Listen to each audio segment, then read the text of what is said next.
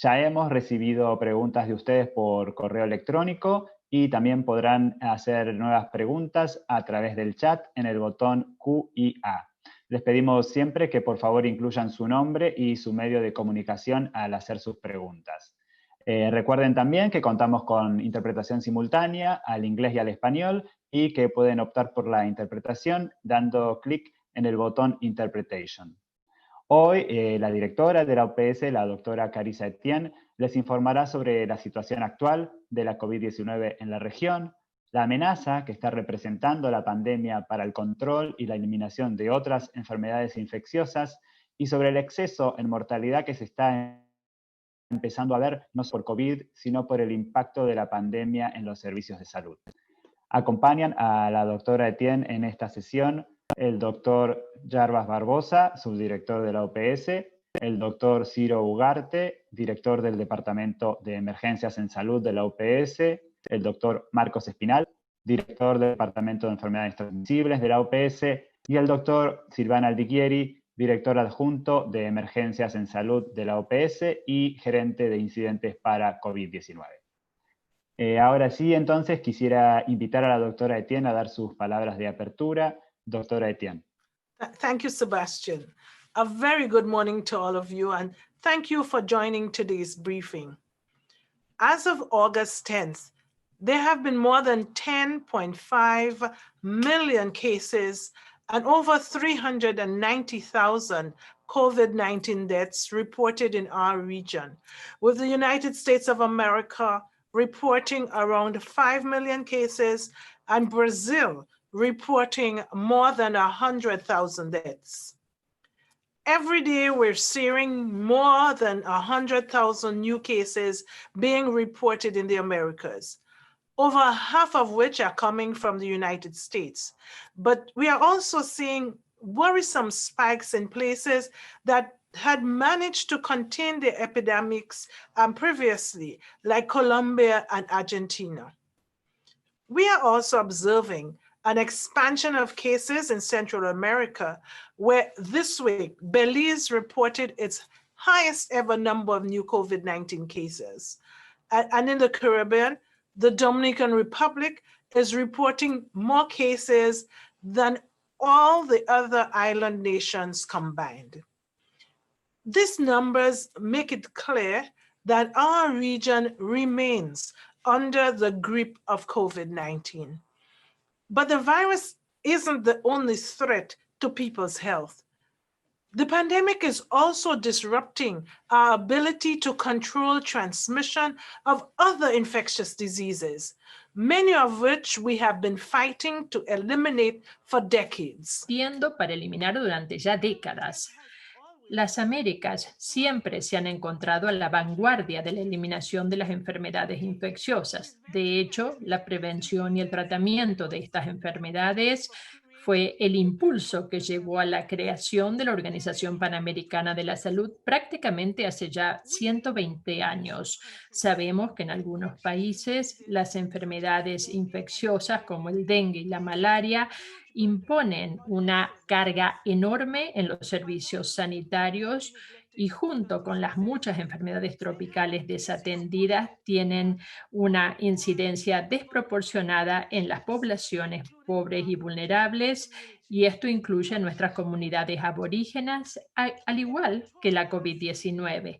En octubre del año pasado, los Estados miembros de la OPS se comprometieron a un enfoque regional para la eliminación de más de 30 enfermedades transmisibles y afecciones conexas en las Américas antes de 2030.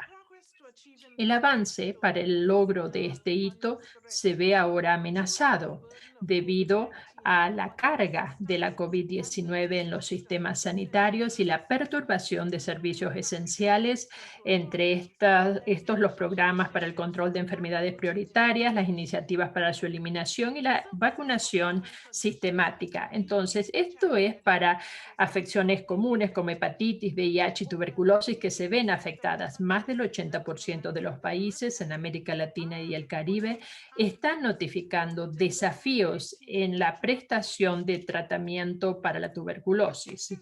Si faltan dosis a los pacientes o los pacientes interrumpen el tratamiento, una afección manejable puede rápidamente pasar a ser una infección activa que amenaza no solo al paciente, sino también a su familia y a sus personas allegadas. El VIH es un ejemplo de un virus que nosotros sabemos cómo prevenir y cómo tratar.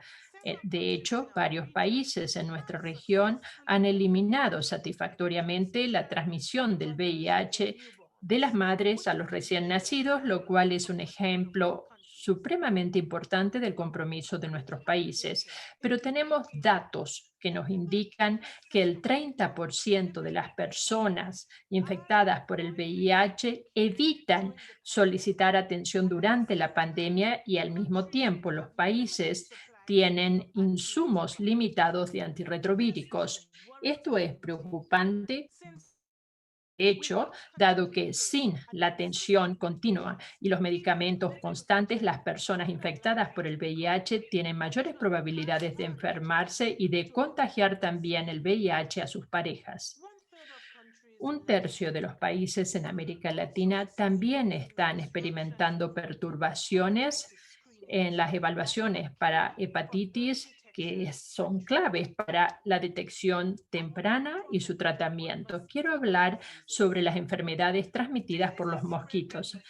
La diseminación de las enfermedades por mosquitos es algo generalizado en nuestra región y dado que nuestra capacidad colectiva para vigilar virus y microorganismos patógenos también se ha visto afectada por la pandemia, estamos preocupados sobre la posibilidad de atrasarnos en relación con estas enfermedades. En los primeros 2 meses de 2020, por ejemplo, en las Américas, notificaron un aumento del 139% en casos del dengue en comparación con el mismo periodo en 2019. Sin embargo, desde que la COVID-19 azotó a nuestra región en marzo, la notificación de casos de dengue en realidad disminuyó. Hemos visto también que las enfermedades transmitidas por los mosquitos como la malaria ha descendido en un 40%, más de un 40%, y también vimos una reducción en la cantidad de personas que están siendo evaluadas. Entonces, nosotros sabemos que estos datos en realidad no nos dan el panorama completo. Sin una vigilancia robusta, seguimos sin conocer el grado en el cual estas enfermedades están afectando a nuestra población y por ello no estamos en condiciones de planear de manera suficiente los servicios y salvar vidas.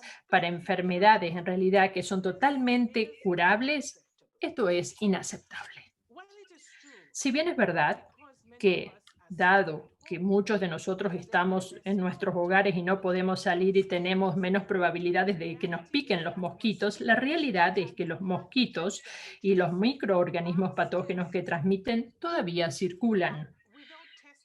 Sin pruebas o tratamiento, casos graves de enfermedades transmitidas por los mosquitos podrían pasar de ser afecciones fácilmente tratables a la muerte. Y de hecho estamos comenzando a ver esto en toda nuestra región y de hecho en el mundo, que están muriendo las personas a tasas más elevadas que las normales, no solo a raíz de la COVID-19, sino también por la incidencia de esta pandemia en los servicios de salud esenciales. Más allá de las perturbaciones al tratamiento, la prevención y los programas de control, se está entrando a una interrupción o pausa durante la pandemia y estos programas generalmente ofrecen las herramientas, los servicios y la información para que la gente se pueda proteger de infecciones como el VIH, la tuberculosis, la malaria, las enfermedades tropicales desatendidas y también las enfermedades vacuno-prevenibles. Y a medida que estábamos justo ahora avanzando contra las enfermedades tropicales desatendidas, como por ejemplo la filariasis linfática, esquistosomosis y también la geohelmintosis, la pandemia interrumpió la administración masiva de medicamentos que es esencial para su eliminación. Finalmente, estas perturbaciones seguramente van a llevar al aumento de las tasas de infección en los próximos meses. En el corto plazo significa que será mayor el número de personas que fallezca debido a enfermedades tratables y prevenibles, y a largo plazo el avance que habíamos logrado en las últimas décadas podría perderse en unos cuantos meses. Si estas dificultades continúan, incluso tendríamos que reconsiderar las metas de eliminación para algunas de estas enfermedades. Pero la buena noticia es que no es demasiado tarde para evitar estos desenlaces. Si los países toman pasos esenciales para seguir y limitar la incidencia de las enfermedades infecciosas durante la pandemia, podemos mantener nuestra incidencia. Como lo dije anteriormente, los países necesitan llegar a un equilibrio entre hacerle frente a la amenaza de la COVID-19 por un lado y mantener los servicios esenciales por el otro. Y esto incluye también a aquellos que han logrado controlar y prevenir las enfermedades infecciosas. En todas las Américas, los consultorios ambulatorios, los hospitales urbanos y los laboratorios regionales recaban datos sobre los enfermos y la causa de su enfermedad.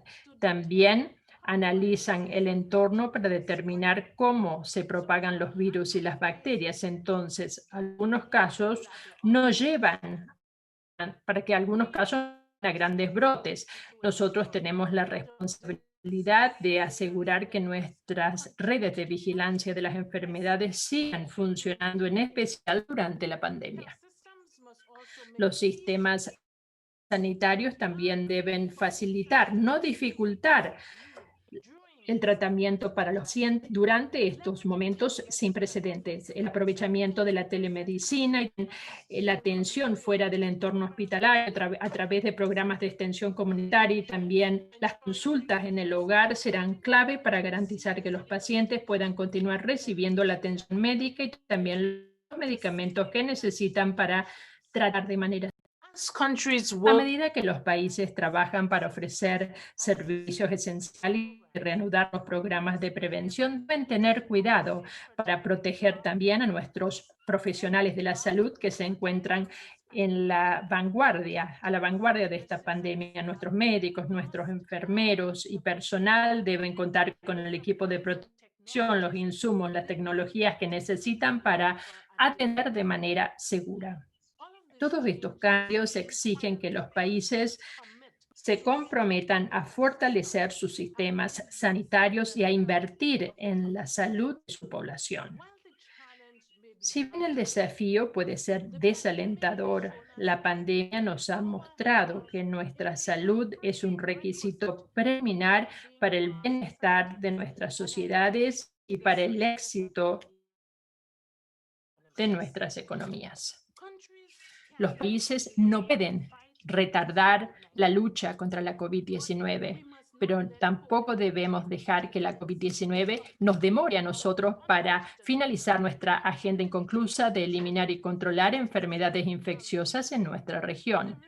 Los riesgos, yo creo, son demasiado altos, tanto para nuestras vidas como para nuestras sociedades. Sebastián, tienes la palabra. Gracias, doctora Etienne. Ahora vamos a pasar entonces a la sección de preguntas y respuestas. Hemos recibido ya preguntas por correo electrónico y el chat. Recuerden, por favor, que pueden hacerlas a través del botón Q y A, y les pedimos que se identifiquen con su nombre y el medio de comunicación al que representan. La primera pregunta en seguimiento a lo que acaba de hablar la directora Etienne dice: How will the COVID-19 ¿Cómo la pandemia de la COVID-19 incidirá en los logros de la región en VIH, tuberculosis y en el tratamiento y la cobertura del tratamiento de estas enfermedades? Doctor Etienne, muchas gracias por esta pregunta. Nosotros sabemos que la COVID-19 tiene un efecto enorme en la capacidad de los países para responder a otras crisis sanitarias. Y este es el motivo por el cual es tan crítico y tiene tanta importancia que los países realmente procuren proteger lo que obtuvieron con tanto esfuerzo. La disponibilidad de medicamentos contra el VIH y la tuberculosis también se ha visto afectada, como lo dije anteriormente, pero estamos viendo también que se están implantando medidas en respuesta a esto, por ejemplo, las adquisiciones de emergencia a través del Fondo Estratégico de la OPS. Estamos viendo también intercambio de medicamentos entre los países y la optimización de los regímenes de tratamiento. También estamos comenzando a ver indicios aislados de una reducción en la detección de casos nuevos de VIH y cada vez más el diagnóstico tardío y una caída en el número de pacientes que están solicitando y continuando el tratamiento. Algunos países abordan estas cuestiones a través de mayores insumos de medicamentos para los pacientes, de manera que los pacientes no tengan que volver con tanta frecuencia, y también a través de la telemedicina. Pero también necesitamos introducir medidas nuevas, como por ejemplo el autotesteo, que nosotros sabemos que es una herramienta importante que muchos en nuestra región aún desconocen.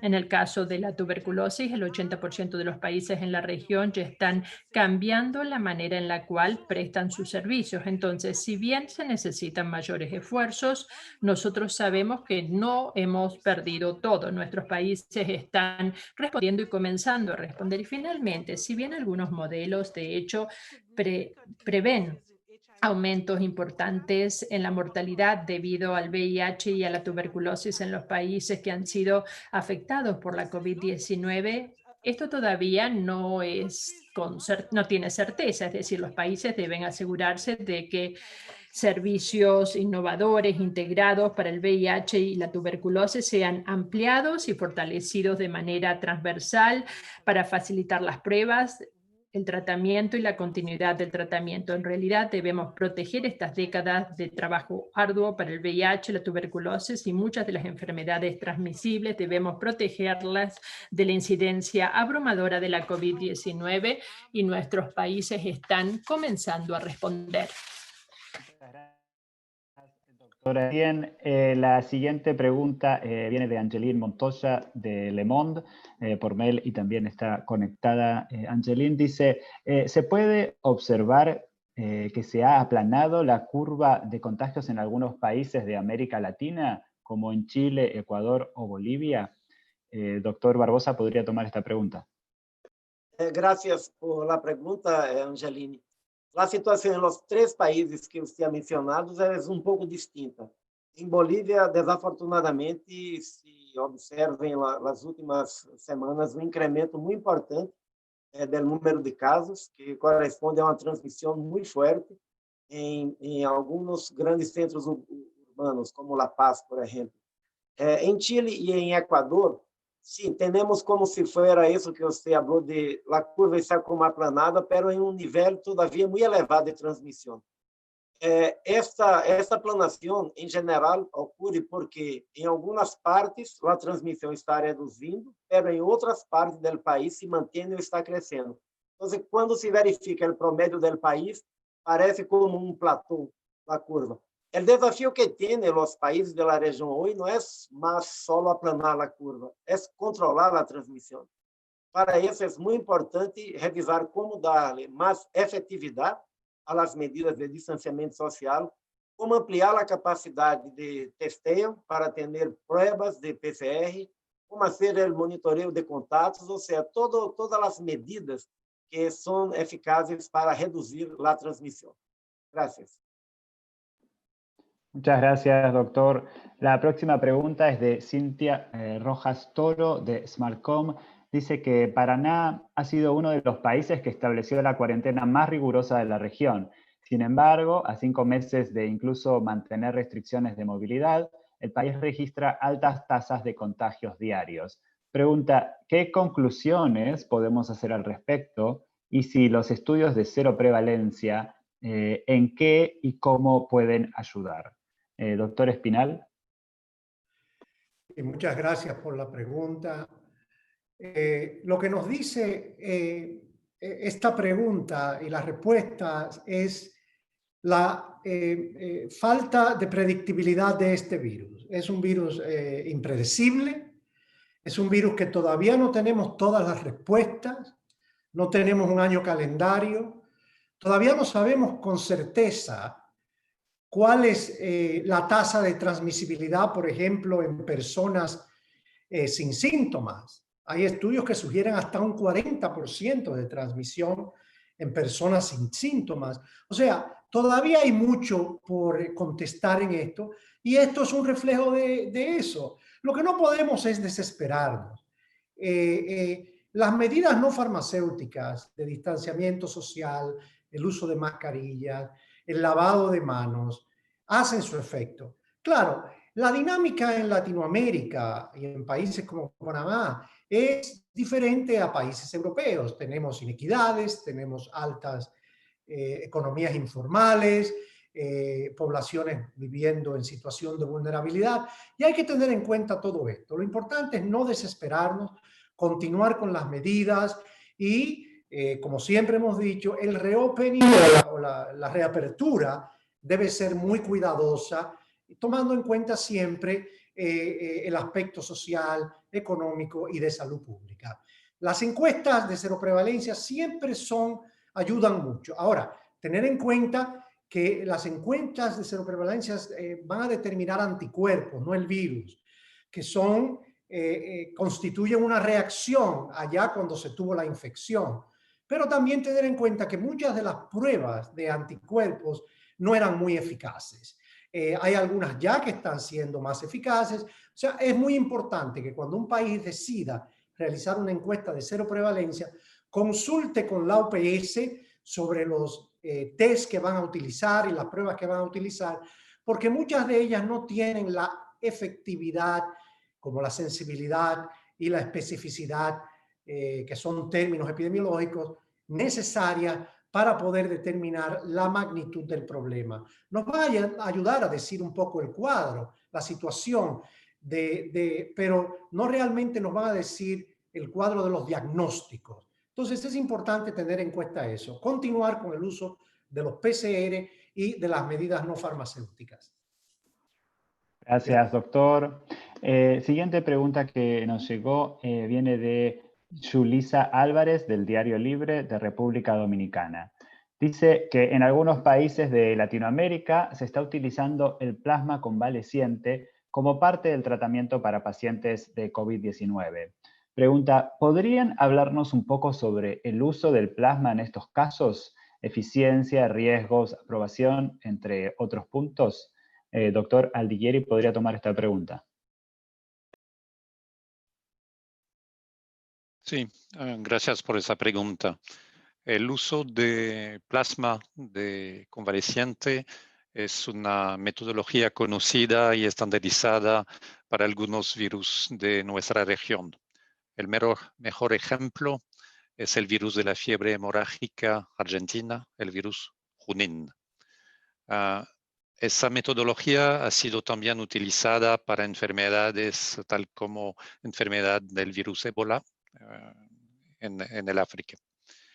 La palabra plasma de convaleciente cubre varios productos, desde el plasma total hasta anticuerpos policlonales o monoclonales, pero no es parte del tratamiento estándar para la COVID-19, como lo estamos recomendando en este momento. Es una opción en términos de investigación. Y el día de hoy no existe evidencia suficiente para dar conclusiones cuanto a sus beneficios o a su riesgo. Realmente estamos en la fase de investigación.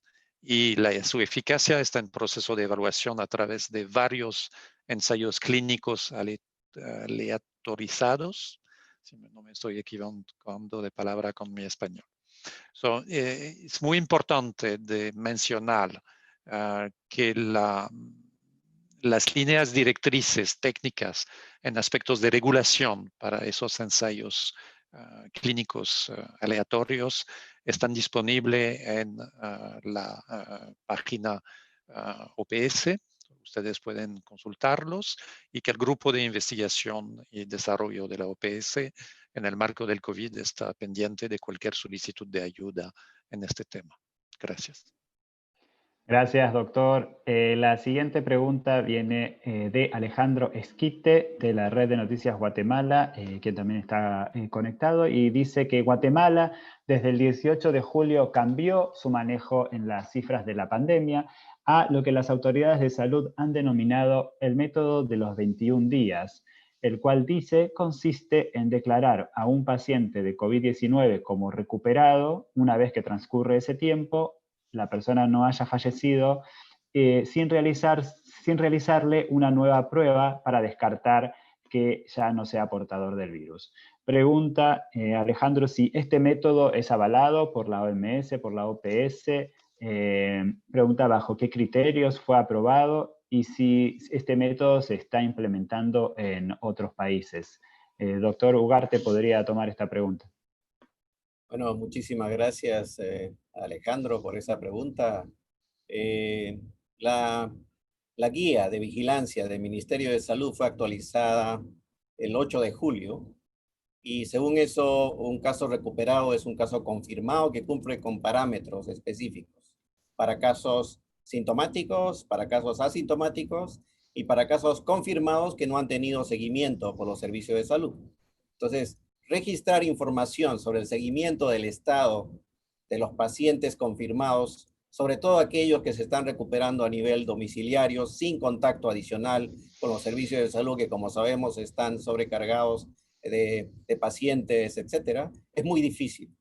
Entonces, en ese contexto, Guatemala ha decidido que para tener una estimación de las personas recuperadas, se realizó un análisis de la base de datos de todos los casos confirmados y determinaron que se clasifican como recuperados a todos los casos registrados en la base de datos y que hayan transcurrido al menos 21 días después de la toma de la muestra.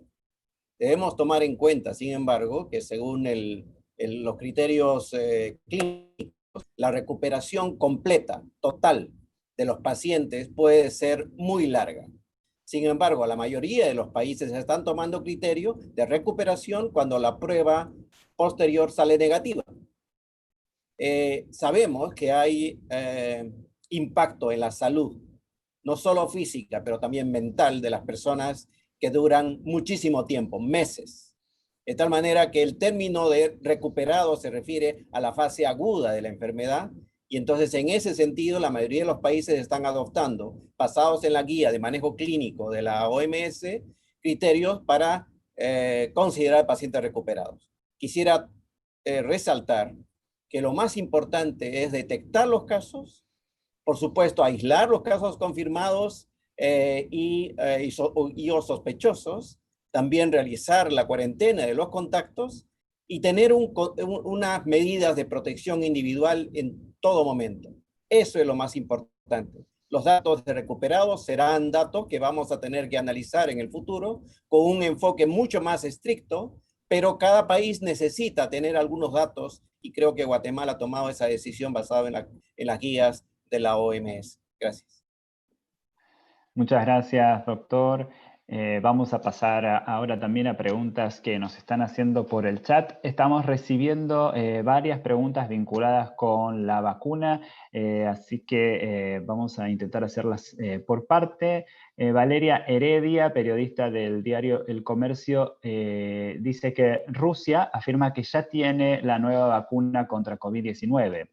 ¿La OPS-OMS ha gestionado algún tipo de compra de esta vacuna con Rusia a través del mecanismo COVAX? Y si es así, ¿qué tan avanzados están los acuerdos para acceder a esta vacuna y cómo se avanza con las otras vacunas? También Claudia Luna Palenco, de Vértigo Político de TV Azteca, en el chat, pregunta muy similar a Valeria, pero pregunta si el fondo rotatorio de la OPS pedirá también esta vacuna a Rusia. Y Catalina Lobo Guerrero, de Salud con Lupa, también conectada, dice, quiere saber un poco más sobre el trabajo que está haciendo la OPS para garantizar el acceso a las posibles vacunas. Doctor Barbosa, ¿podríamos comenzar con estas preguntas? Sí, gracias. Hay mucho interés por una vacuna contra la COVID-19. Y recibimos la noticia de Rusia de que ya tiene una vacuna.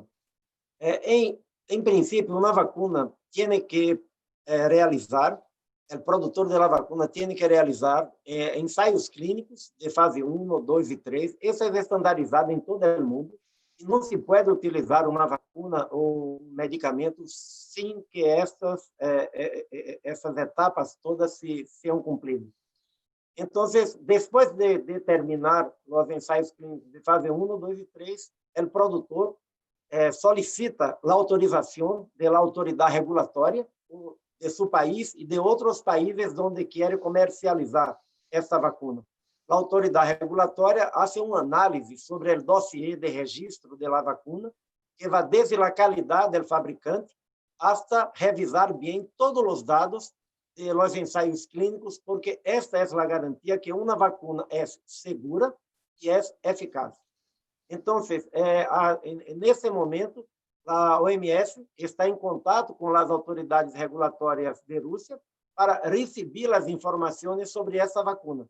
Solamente depois de analisar todos esses dados é que é possível para a OMS fazer alguma recomendação. Para que uma vacuna seja recomendada por la OMS e pueda ser adquirida por intermédio do Fundo Rotatório de Vacunas da OPS, essa vacuna tem que ser pré-calificada por la OMS. E para pré-calificar, a OMS tem que fazer toda essa revisão sobre segurança e sobre qualidade.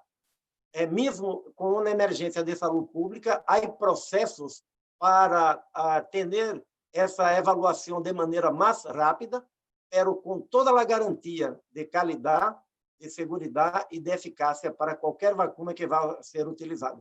Então, só depois de essa revisão, depois de ter acesso de maneira transparente a todos os dados, todas as informações, é que a OMS vai tomar uma posição e aí também a OPS vai poder fazer uma avaliação desta e de qualquer outra vacuna. O processo é exatamente o mesmo. Gracias. Gracias, doctor Barbosa. Tenemos un par de preguntas más en seguimiento sobre vacunación. Anthony Boadle, de Reuters News, en el chat, pregunta, dice que el estado de Paraná, en Brasil, está en conversaciones con Rusia para producir su vacuna contra COVID-19 y pregunta si debería Brasil estar preocupado por producir una vacuna que aún no ha completado las fase 3 de las pruebas. Y también Uriel Velázquez, de Nicaragua, dice que Nicaragua ha confirmado que adquirirá la vacuna rusa y que se negocia producir también la vacuna en Managua. Y pregunta si ve la OPS confiable la producción de esa vacuna en Managua. Doctor Barbosa, ¿podría contestar estas preguntas también? Sí, cómo no, gracias.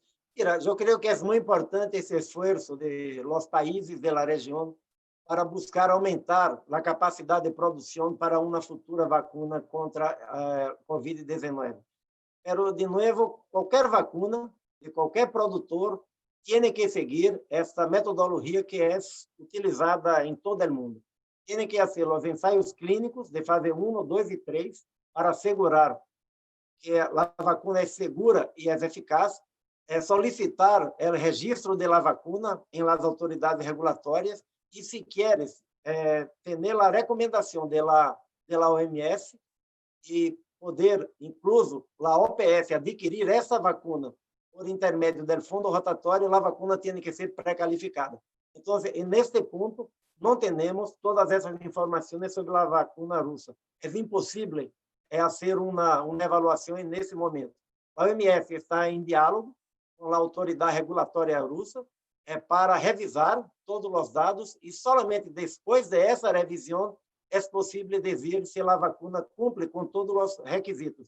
Se é segura, se é eficaz, qual é o valor de sua eficácia. Não há vacunas 100% eficazes para nada. Todas as vacunas têm que demonstrar que, además de seguras, que são eficazes, qual é a proteção que podem brindar às pessoas que tomam. Ou seja, há todo um processo de revisão técnica que se deve fazer de maneira muito cuidadosa para garantizar que o produto é seguro e eficaz para a população. Gracias, doctor.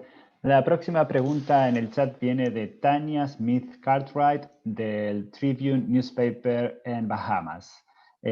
Pregunta, ¿Has the Bahamas lockdown model worked? Bahamas ha visto más el trabajo que se ha hecho en cuanto a aplanar la curva de la segunda ola, ¿o qué recomiendan ustedes ahora, una vez más que vemos un aumento en el número de casos? ¿Y qué opinan sobre esta segunda ola de casos? ¿Se debe esto a que se están efectuando más pruebas o qué? Doctora Ligieri, ¿puede contestar esta pregunta?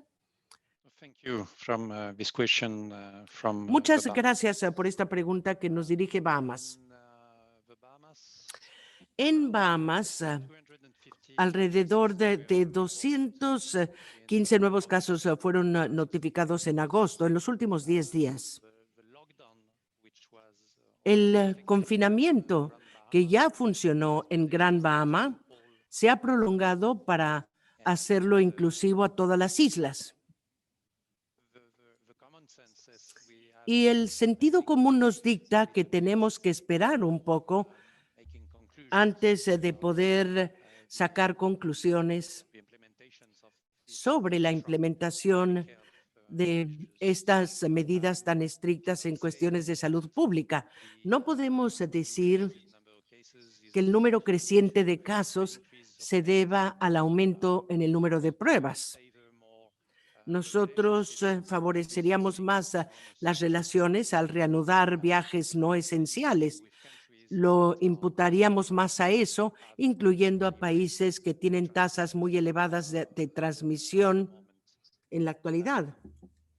the Bahamas from Bahamas, the 10th month of February desde el mes de febrero, capacity ha tenido la capacidad de utilizar pruebas PCR y estamos trabajando estrechamente con Bahamas regarding the strengthening and the con respecto al fortalecimiento y la ampliación de su red de vigilancia de laboratorios.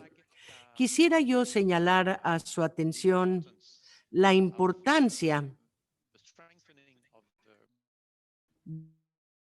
del fortalecimiento, las actividades de rastreo de contactos y poder resaltar la implementación de lo mismo en Bahamas desde agosto en esta fuerza para el seguimiento de contactos, que es una herramienta muy importante para poder controlar este aumento de casos que han sido notificados a través de la aplicación de estas disposiciones en los últimos 10 días en el rastreo y seguimiento de contactos. Gracias.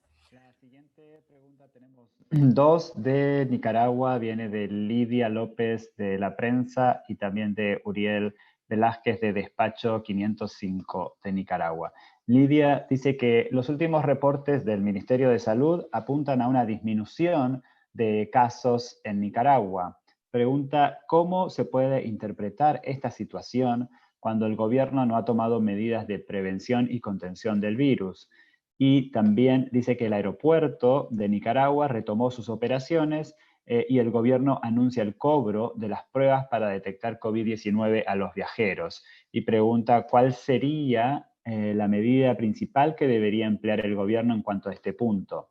Vinculado con esta última pregunta, Uriel Velázquez también quiere saber cuántas pruebas de COVID-19 ha donado la OPS a Nicaragua y también cómo se valora que ahora el gobierno haya decidido cobrar por las pruebas.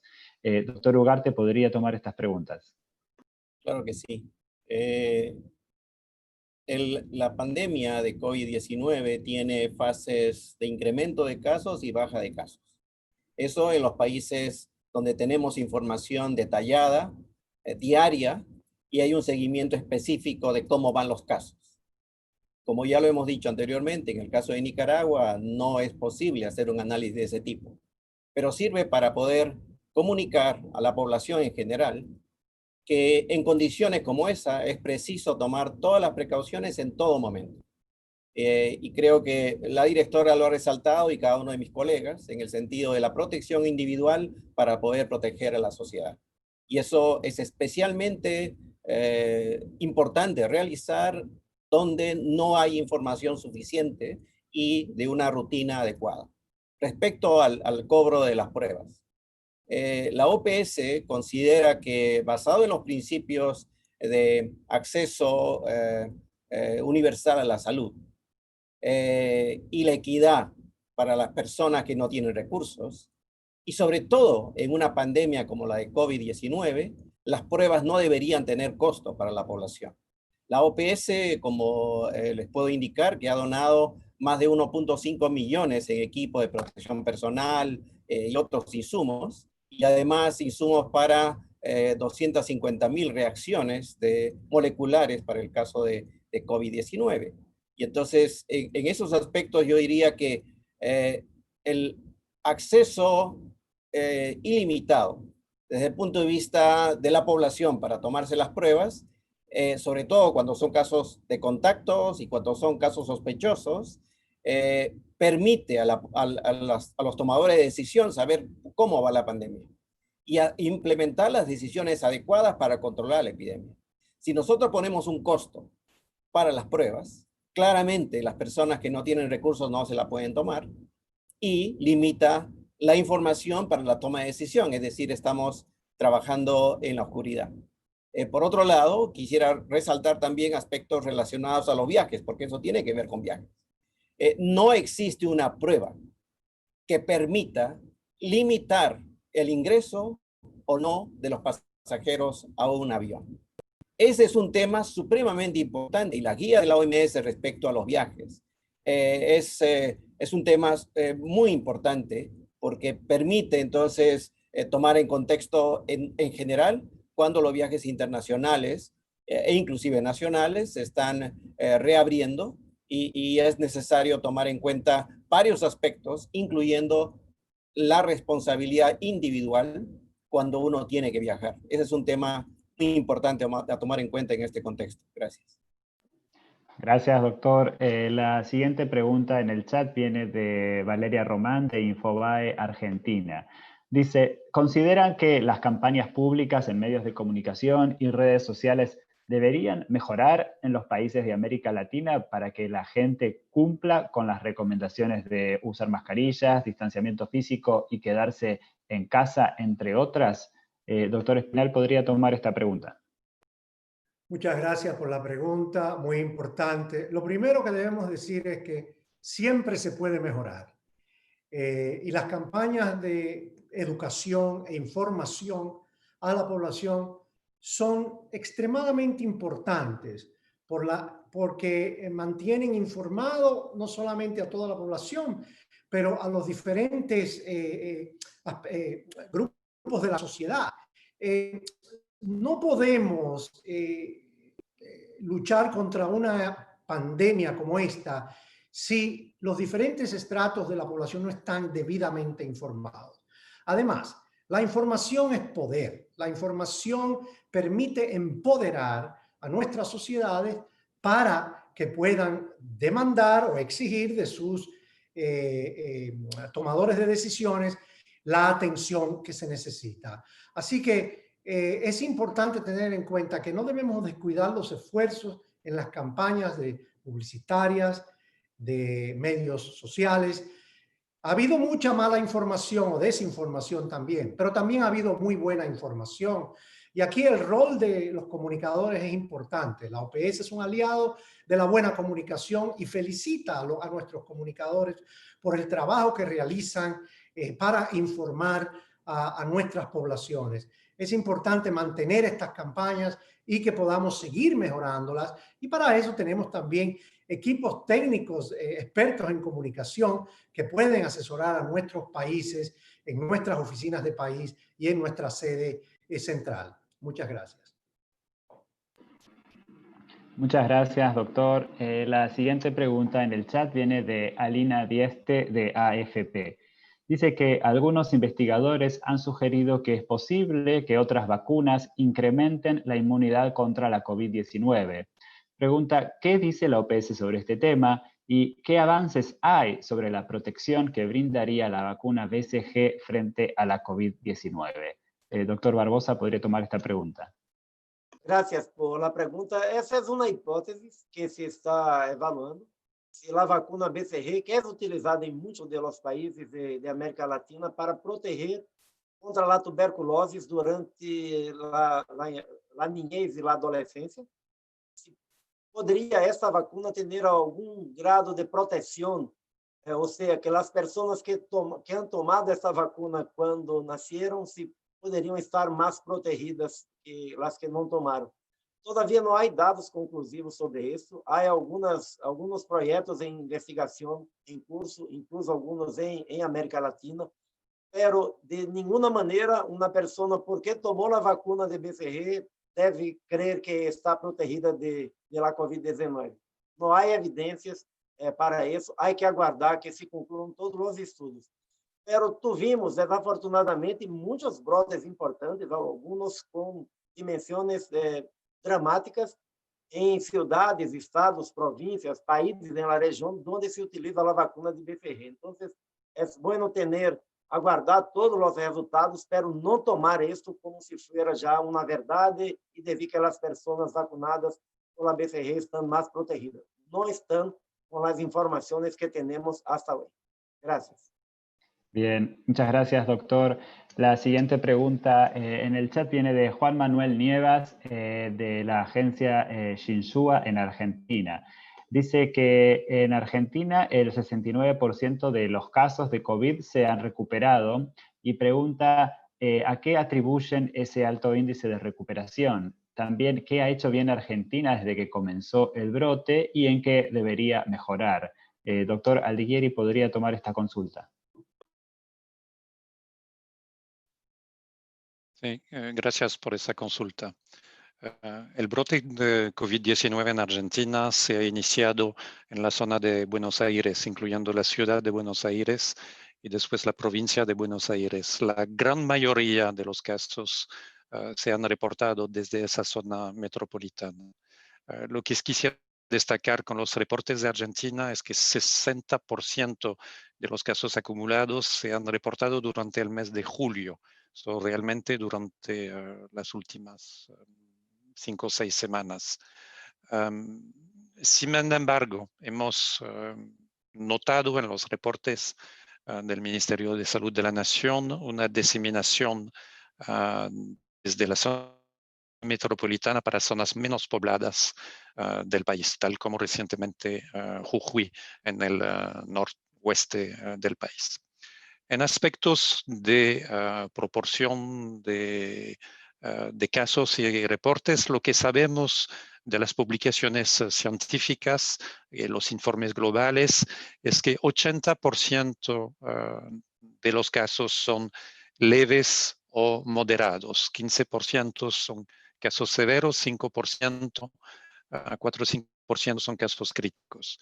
En este contexto, los reportes recibidos de Argentina son coherentes con cifras publicadas en reportes, informes científicos disponibles en este momento. Cuanto a fortalezas de los sistemas, de la respuesta, quisiera siempre destacar la importancia la necesidad de tener una vigilancia epidemiológica muy fuerte, fortalecida durante el brote, es realmente clave para el monitoreo y Argentina está notificando a través del canal del Reglamento Sanitario Internacional con todas las precisiones de reporte por caso, el line listing, como decimos en inglés. Quisiera destacar también los aspectos importantes de expansión de la red de laboratorio al todo el territorio nacional, a las provincias, y experiencias interesantes en términos de rastreo de contactos, incluyendo en zonas de población marginales. Son aspectos que también han sido compartidos en aspecto de cooperación sur-sur con países como África del Sur. En términos de desafíos, yo creo que Argentina está enfrentando los mismos desafíos que varios otros países de esa región, teniendo un mosaico de perfiles epidemiológicos en función de la localización geográfica o del segmento de una población, y el desafío de asegurar un balance necesario entre la implementación necesaria y estricta de medidas de salud pública, con un aspecto de reiniciar aspectos económicos y intercambios económicos. Gracias. Gracias, doctor. La siguiente pregunta es de Gisela Salomón, de Associated Press. Dice que algunos países de la región han empezado a quitar las medidas para contener la pandemia, entre ellos Venezuela, aun cuando los casos están en aumento. Pregunta si la OPS ha hablado con Venezuela, cuáles son los riesgos y si hay alguna ventaja. Doctor Ugarte, ¿podría contestar esta pregunta? Claro que sí. Existe un contacto muy frecuente con todos los estamentos dentro de Venezuela, tanto con el Ministerio de Salud, con entidades científicas y a través del grupo de trabajo de salud, con muchas otras entidades relacionadas a cómo va la epidemia en Venezuela. Hay una preocupación respecto al tiempo que toma el resultado de las pruebas. Entonces, un resultado positivo o negativo puede demorar 2 semanas y en algunos casos es aún más. En ese sentido, es importante tomar en cuenta que el gobierno y los gobernadores, en la medida como están viendo el curso de la epidemia, de la pandemia en Venezuela, están tomando acciones de limitar o expandir restricciones de movimiento de las personas. En ese sentido, es un proceso que todos los países se enfrentan, de los retos de abrir o no abrir la economía, o de volver al cierre estricto, etcétera. Y creo que es una medida que tiene que hacerse vinculada a la capacidad, como digo, del laboratorio. En ese sentido, se están haciendo todos los esfuerzos para descentralizar las pruebas, para hacer que el análisis epidemiológico se haga de mejor manera. Y en ese sentido, los recursos que han sido proporcionados tienen una prioridad en la atención de salud, en la protección del personal de salud, en la vigilancia epidemiológica, en el diagnóstico y luego de proveer algunos insumos adicionales para la recuperación de los servicios críticos de Venezuela. La situación no es fácil, pero creo que la única manera de responder a una emergencia como esta, en el caso de Venezuela particularmente, es con el concurso de todas las fuerzas y todas las instituciones. En ese sentido es un trabajo arduo, difícil, pero hay muchas personas que tienen el objetivo de proteger a la población y con ellas estamos trabajando. Gracias.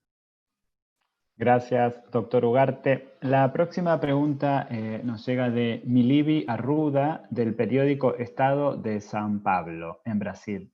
Y dice, last week, Dr. Espinal stated that Brazil... La semana pasada el doctor Espinal dijo que Brasil estaba enfrentando menos casos en los últimos 6 días, que podía ser una señal de mejoría en la situación del país. ¿Cuál es la opinión de la OPS sobre la situación de Brasil ahora? El país llegó a 100.000 muertes ocasionadas por el COVID-19. ¿Qué acciones recomendadas por la OMS hace que Brasil esté fallando en aplicar las mismas para poder combatir el COVID-19? Muchas gracias por la pregunta, dice el doctor Espinal. También dijimos que Brasil no puede dejar de implementar las medidas de mitigación y las medidas no farmacéuticas que recomendamos. Es importante también darnos cuenta, debido al tamaño del país, que no todo estado o municipio es lo mismo. Seguimos viendo un número elevado de casos y mortalidad notificada de Sao Paulo, de Minas Gerais y otros estados. Brasil tiene una tasa elevada de positividad, en algunos estados más de 20%, en otros menos, evidentemente, pero es de importancia crítica seguir implementando todo esto porque de alguna forma la curva parece haberse aplanado y de hecho en los últimos 2 o 3 días la presentación de informes y la notificación ha sido 25.000 casos o 22.000 casos, pero eso nos muestra también la inconsistencia de la presentación de informes y la importancia de seguir aumentando las pruebas. Brasil, de hecho, ha aumentado las pruebas, pero aún con eso tienen un largo trecho por recorrer en asegurarse que las pruebas sean de acceso amplio, fácil para toda la población. El mensaje es que requerimos más tiempo para poder llegar a la conclusión de que la curva está disminuyendo. Como dijo la directora, algunos países lo reducen, pero el doctor Barbosa ya lo señaló, pero hasta ahora no podemos decir que ya se ha aplanado completamente la curva del COVID-19. Pero siempre recibimos con gusto los resultados alentadores, pero no pensemos que Brasil ya salió, superó el problema. Gracias. La siguiente pregunta viene de Melina Ochoa de Uno TV en México. Dice que hay proyecciones de la Universidad de Washington de que habrá más de 150.000 muertos por coronavirus en México para diciembre del 2020. La OPS considera que es correcta la proyección y ante ello, ¿México debe reforzar la estrategia de control de la pandemia para evitar esa proyección de muertes? El doctor Barbosa podría tomar esta pregunta. Gracias. Primero, las proyecciones son proyecciones que se hacen y yo creo que nuestro desafío es no dejar que se realicen. O sea, evaluar bien lo que estamos haciendo, perfeccionar la respuesta. En el caso de México, por ejemplo, hay que hacer un esfuerzo mayor, ampliar el acceso a los testes de PCR. Sin tener el testeo accesible para todos los casos sospechosos, para los contactos, hacer el monitoreo, es muy difícil tener efectividad en las medidas de control. Así, el gobierno de México está haciendo ese esfuerzo, pero creemos que es importante buscar ampliar más la capacidad de testeo. En México, como en todos los países de la región, hay un monitoreo por cada estado. Hay estados que están con una tendencia muy fuerte de crecimiento. Se verifica un crecimiento del número de defunciones en México, que es muy importante en las semanas recientes, lo que indica que es necesario que las autoridades puedan revisar bien las medidas que se están adoptando, cómo hacer para tener medidas más efectivas para disminuir la velocidad de transmisión, para controlar la transmisión. A OPS está trabalhando com o governo de México e com os outros governos da região, exatamente para brindar essa cooperação técnica e buscar perfeccionar a resposta. O desafio não é ver a projeção realizada, é impedir que se realize. Esse eu creio que é o chamado para todos os governos da região. Gracias. Muchas gracias, doctor. Ya estamos llegando al final de esta sesión informativa. La última pregunta por hoy dice, what is the role of young... ¿Cuál es la función de los jóvenes en la propagación de la COVID-19? Doctor Etienne. Muchas gracias. Gracias por esta pregunta realmente maravillosa.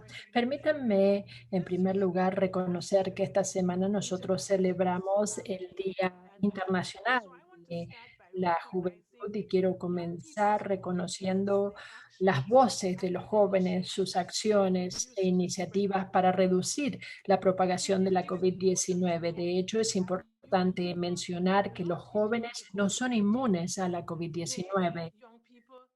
Los jóvenes no tienen poderes especiales en contra de la COVID-19. También tienen riesgo de enfermedad grave, hospitalización e incluso la muerte. En julio habíamos registrado más de 200.000 infecciones confirmadas y probables por la COVID-19 en los adolescentes de nuestra región y más de 10.000 internaciones y más de 200 muertes. Entonces, no solo los jóvenes pueden adquirir el virus, sino que también, mientras son asintomáticos, pueden propagar la COVID-19 a familiares y amigos que tal vez sean más vulnerables. Reconocemos que los jóvenes y los adolescentes en toda la región son afectados de manera desproporcionada por toda una gama de problemas sanitarios como la violencia, los suicidios, los accidentes viales, también el uso indebido de sustancias. Encargarnos de la salud mental de los jóvenes es esencial, en especial en una región donde el suicidio es la tercera causa más importante de muerte entre los adolescentes y los jóvenes, después de los homicidios y las muertes por accidentes viales. Dejémoslo en claro, el suicidio es prevenible. la COVID-19 también lo es. Reconocemos que los jóvenes están siendo afectados por la pandemia de una manera singular y están teniendo problemas y la incidencia es diferente en lo que hace las medidas de prevención, como el distanciamiento físico y también los cierres de las escuelas. Pero vivimos circunstancias extraordinarias y ahora más que nunca necesitamos estar todos trabajando en este tema para superar este momento difícil de la historia. Necesitamos la energía y la innovación de los jóvenes para ayudarnos a todos a superar estos momentos difíciles. Entonces, a nuestros jóvenes, permítanme decirles que en la OPS deseamos invitarlos a que participen en su propia salud, que se comprometan con su propia salud y con la de los que los rodean. Todo compromiso, ya sea pequeño o grande, nos ayuda a derrotar a la COVID-19.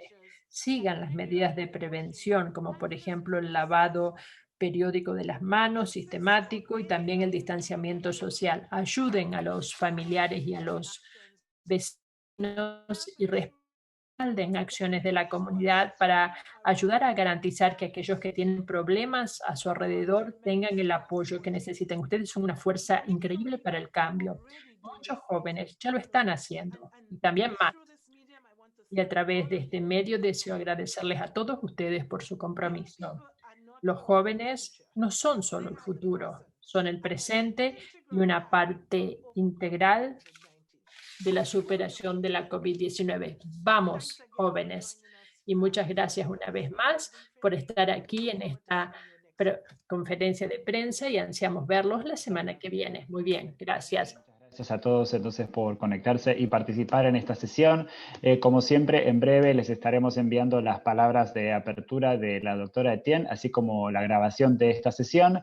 Y recuerden que pueden encontrar más información en la página web de la OPS. Y seguimos en contacto por correo electrónico que les estaremos contestando a la brevedad. Así que muchas gracias a todos y hasta el próximo martes.